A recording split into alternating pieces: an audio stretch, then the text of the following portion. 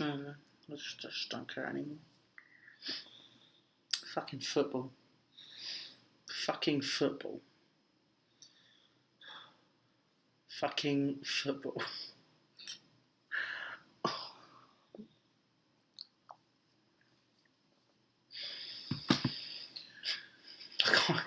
Scott, can you do the intro, please? I'm not doing it. I don't know what to say, man. Ian, do it. Fucking Fucking shit. there you go. Fuck me, it's just the chat's going better. Oh, God. God, there's Tottenham fans. Come on, Liverpool. Saying it now. Don't care. I can't say that. I have to. I Yeah, I have to as well, but I can't bring myself to say it. I just can't. Yeah, I just want to die. Thank you, Timothy Cho. I mean, please don't kill yourself, though. Yeah, don't. I mean, my tits are showing on the stream as well. So, you know. That's why I'm in black.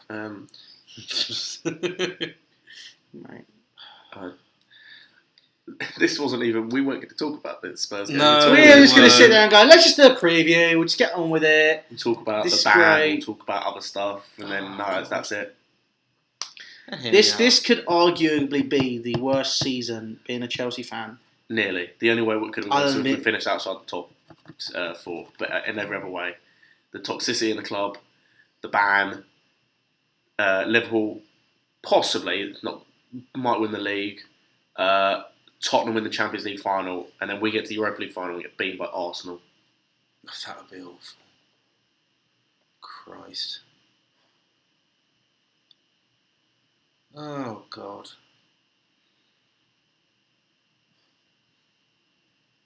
I just have no words. I just don't care anymore. The worst part is if Tottenham win the Champions League. They won't fucking shut up about it forever. They won't shut up about it forever. At least with Liverpool, like 5-6 makes no difference. But just Tottenham saying, "Oh, we've won the Champions League." No, just no. No. And it was at fucking Ajax's expense as well. They've been fucking quality all They've been year. the best team. They've been the best team in it all year. And Someone's asked, why are we so negative? Why the fuck do you think? Yeah, why wouldn't we be? Oh, English teams have qualified. Fuck no. No. You know what the people do? There were people to bring up my old tweet where I said fair play to Tottenham last year when they did really well at Juve. I would have said, hold my hands up, fair play, good result. But everyone's going to twist it saying I was supporting English fucking teams in Europe. I'm not supporting English teams in Europe. Fucking especially when they're Liverpool, fucking Tottenham, and fucking Arsenal. Yeah. Fucking Man United. Basically, City. I don't give a shit about City. Yeah, exactly. I'm the same. Like, they're a good team. They're a good footballing team. Like they've brought their way into success. Fine. But it's just so have we. Yeah, no, fine. But So have Liverpool. No, Liverpool haven't. We had this debate with Chris, and he made a very good point. That back line only cost them 80 million. That's it. In other areas they have. In other areas they have.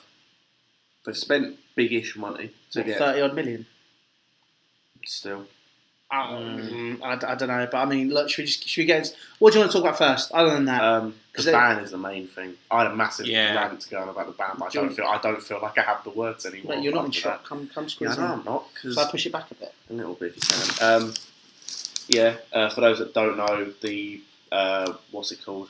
FIFA came back about our appeal about the ban, and surprise, I said no.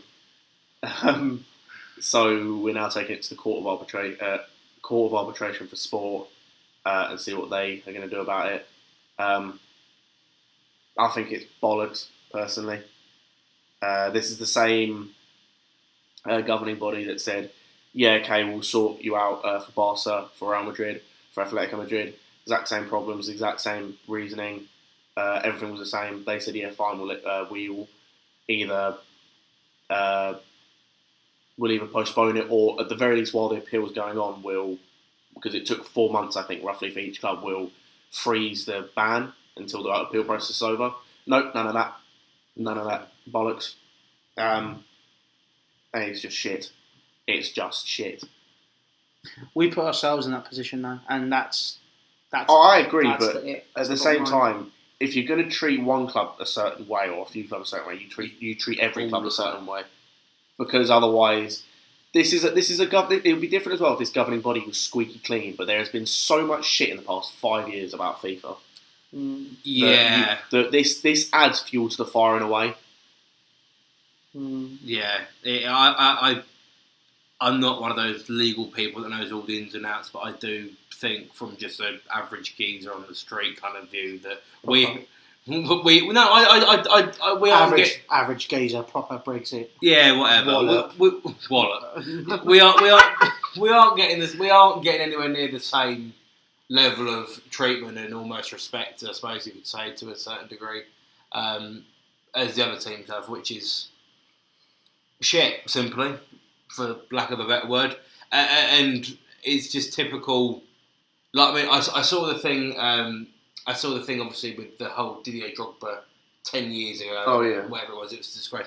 All that crap. I saw that all pop up in the last few days. Yeah. And I'm just looking at it thinking, this has been a theme with a handful of clubs for a long, long time.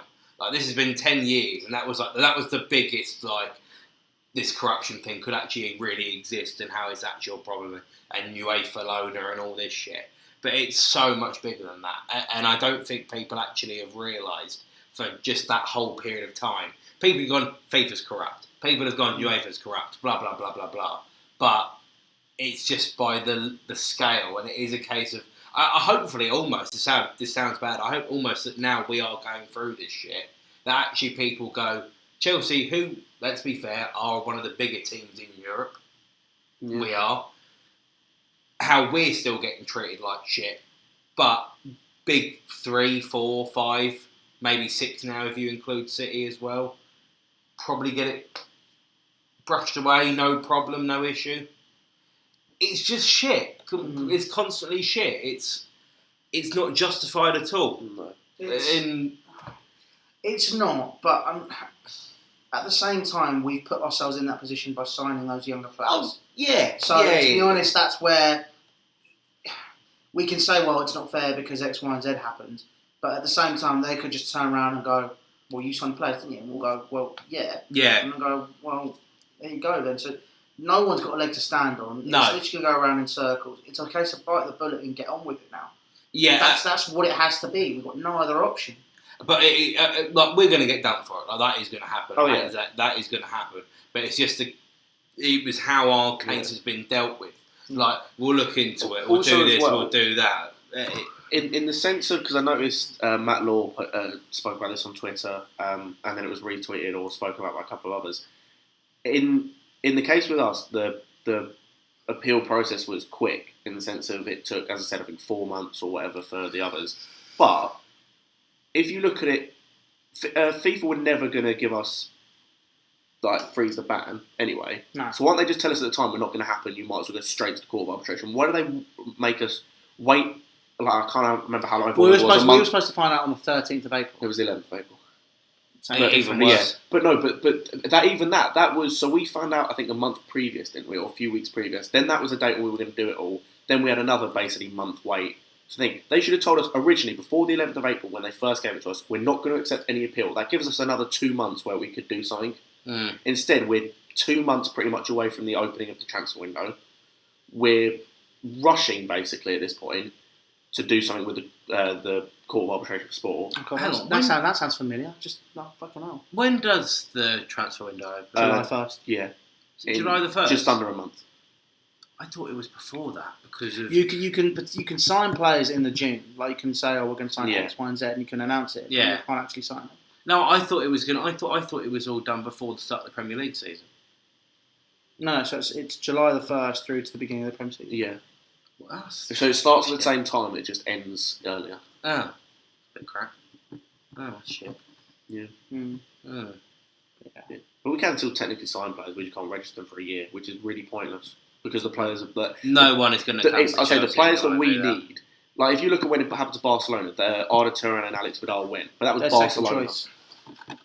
Arda Turan at the time, you could argue that you could have got it first choice of the team, but that's Barcelona. You're willing to wait a year. Like, if you don't care. Because you know when that year's over, you're guaranteed to get whatever. But if you look at the players we need and who we're going to go for, probably it'll be a choice of us or somewhere else, and that other place will be better. A, they can start playing football straight away, and B, it'll probably be better. I hate to say this as well, but a lot of people say that players are only in it for the money and whatever, and blah blah blah blah blah. People do want to play football. That is it's literally the best job in the world. People are not willing to sit around on the bench and do fuck all. Or not even on the bench, just in the back, on the sidelines, just waiting. The best players in the world want to be playing football. They want to be out there. They want to be stars. They want to be shining. They want to be doing their thing. And I hate to say it, getting the money in from other places like the Nikes and the Adidases. Why would Nike go, well, you're not fucking playing all year. We ain't going to pay you the same wage, are we? We ain't going to do the same stuff. You ain't going to get the same treatment. People don't want that. And no bugger is going to sign for you at all. No one's even going to consider. I mean, one of the positives to talk about today is Reece James began training with the Chelsea first team squad. Yes, yeah. He wasn't the only one, I believe. I think there was a few loanees come back that are beginning to train. I noticed a post on the website. Well, I mean, there was a few, and that's a positive. And I think, And Sorry said that he is willing to use you in his. Well, we've got no fucking choice. Yeah, he's got no choice. Yeah. No, but for example, he could just stick with the team he's got, bar the odd player or two, like Kovacic and Cahill, for example. I know Cahill barely plays, but he doesn't have to include that much. Usually, include one or two, but it sounds like he's going to do more than that. He's actually going to actively bring them in, which is good to hear. Yeah, and I think that's going to be an interesting development to see how all of that goes. But yeah, look, I mean, comments literally all just talking about Tottenham and all that stuff as well. But I think, look, this is the Europa League. It is a semi-final. We are just going to get straight into the preview now. See, leave your thoughts on the transfer ban. Leave your thoughts on Liverpool versus Tottenham's fucking Champions League final. That took courage. It did. And now, obviously, we move on to the preview for Chelsea versus Eintracht Frankfurt. Chelsea, obviously, and Frankfurt drawing after their first leg in Frankfurt, obviously. Me and Scott won't be at the game, but we will send a review from the FBAs. Ian is going to be behind the camera, and Lewis is going to be hosting fan cams. So obviously, usual spot, head across, go see him. Yeah, I mean, let's get straight into it. How are we feeling about that game tomorrow? Based on the fact that, Ajax are basically knocked out Real Madrid, Juventus nearly knocked out Tottenham. Tottenham were pretty much tipped not to get out of their group after the third game. Liverpool weren't tipped to get to the Champions League final. Real, PSG, Atletico Madrid, Bayern Munich, and I think those four went out at the round of 16 stage. I just don't know what the fuck's going to happen anymore. Well, the Champions League this year has been very unpredictable. I will give you that. The Europa League's been fairly predictable. Yeah, there's been apart from the odd result, Prague. Yeah, but for the most part, it's been fairly predictable. The vast majority has been service as normal. But this sounds bad, but actually, I think with the two attacking threats, I can't. Rebic and Haller. Yeah, they're both back. Both back. And Jovic is not. He was rested the weekend when they played Bayern. And they lost 6-1. Yeah, but he basically played like 20 minutes in that game. I'll be honest with you. Fully fit. I'll be honest with you. I slightly think we're in trouble. But, yeah. Like, we've got enough to go and beat them, yeah, fine. But do we though? I think we do. I do think we do. But rested legs, having seen obviously what's gone on in the Champions League and whatever, and these comebacks and away wins and all this stuff, and going through and away goals and blah blah blah, I think they're really going to fancy themselves. Yeah. And that's what makes them the biggest problem, is they are going to go into this game thinking, when we've got absolutely nothing to lose. We shouldn't. Everyone before the tie, Chelsea going through. Everyone said it. Now it's obviously turned out slightly different. They're just going to go bollocks. Let's just go for it. And fair play. Why shouldn't they? They'll take aspirations from what they've seen in the Champions League. Exactly. I don't even think it's that. They can look at the Slavia Prague game. They can. No offense to Slavia Prague, but they're not on, like, them and Frankfurt aren't really on the same level. No. At all. In terms of quality of players, in terms of the way they play, and they came very close to coming back in that game. The only thing that could be in our favour is actually the game is close, because Chelsea know that we do have to go and have a very big game tomorrow. We do it. That's a fact. We have to have a big game tomorrow. With Prague, we could have got a goal or two and whatever, and chilled, and it'd been all right, and it'd been fine, it'd be relaxed and whatever. But this, we do have to. We do have to go and win this game. We do. And with Prague, we didn't necessarily have that, and they smelt blood. So sorry. I've been a critic of Sarri. I will say that openly, and I don't go against it at all. I'm still not his biggest fan, but you cannot deny how good Chelsea were in the second half of that game against Watford. We were very, very good. We were very, very good. And I have to say, obviously I don't know because I wasn't in there, but I do believe that is a big part from something that Sarri said or someone said from that coaching staff in the dressing room at half time.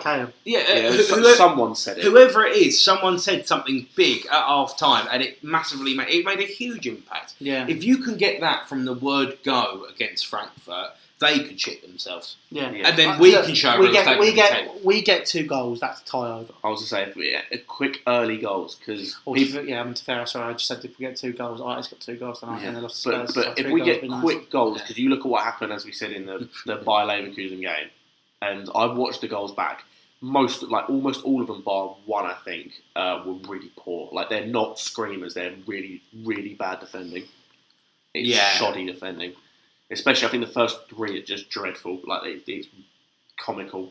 But yeah, if we can do what we did against Prague, just come out of the block straight away, quick early goals, then I think we can get it. But if it gets to the point where it's getting to half time, it's 0-0, that's when I worry. Yeah, I mean, look, this is going to be a really, really tough game. I think that's the long and short of it. This is the biggest game of the season for us.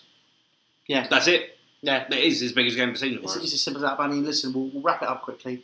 We'll go quickly into our predicted 11. Kante, is he fit? No, Kante's out for the rest of the season. Kante's out for the rest of the season? I think so. At least the last. I don't know about the final if we get there, but at least the last 2. Brilliant. Okay, so no Kante. So it has to be basically the team I think that ended the game against Watford. So it'll be Kepa. Oh, not the entire team, but it'll be Kepa, Emerson, Dave. I'd play. Would you play Cahill or Christensen? Christensen and David Luiz. Yeah. Okay. Yeah. And then it'll be Jorginho. Loftus-Cheek has to play. Loftus-Cheek and Kovacic. Would you play Kovacic? Yeah, Kovacic. Yeah. It